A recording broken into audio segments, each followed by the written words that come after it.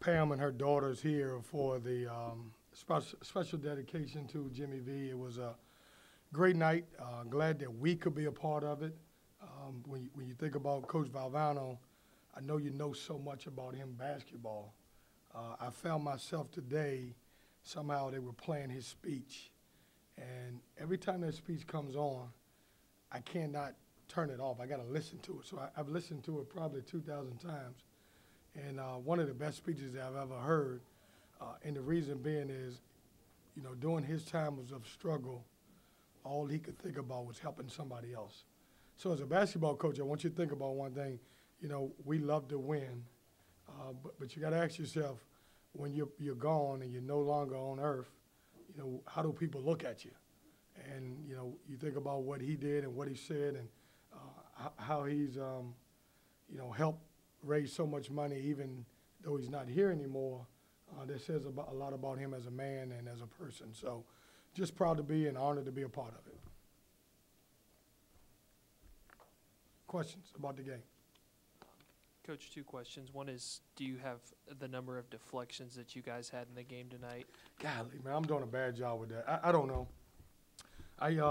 We had 18 at the half, and so they gave me a chance to yell at them because we needed to have 20. We talked about turning them over. I think we turned them over 21 times in the second half, so I was happy with that, 33 for the game. But I would say we got over our 40. With Harris hitting 15 points tonight, every player on the roster has now hit double figures in a game this year. What does that give you just to have so many versatile options that you can turn to in these games? Well, I love my team. And you know, I told you guys at the beginning of the year, the thing that stands out about this team is the versatility of it.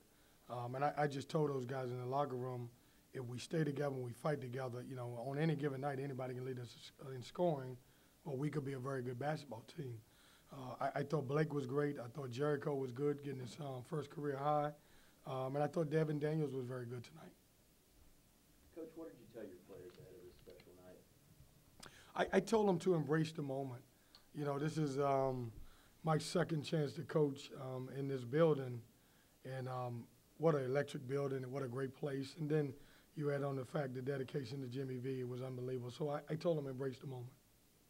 Did you feel like the switch just flipped for Devin tonight, or did you feel like he needed time to adjust, or what do you think kind of triggered his breakout? I thought he had a couple good days of practice. You know, and you guys hear me say this all the time, I feel like you play the way you practice. You know, I thought he was locked in. It's funny, as a coach, I told my assistant coaches today that he would have a great game in here. So, you know, I'm going to petition to see if we can play half our ACC games in Reynolds. With Markel and Braxton both getting into early foul trouble, to see Blake step up the way he did and shoot the ball with the confidence he has, does it kind of show how much hard work he's put in over the last year on his jumper?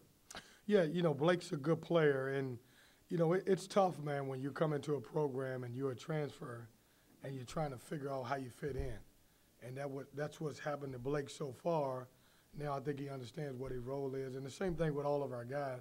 Because we have so many new pieces, one by one you'll see guys starting to play a little bit better because they're starting to get comfortable with the system. Same question about the game, but you want to give your Taylor a shout-out? No, here's what happens with my shoes. I'll give to K.O. Sittle, my assistant coach, I'll give him props for my shoes.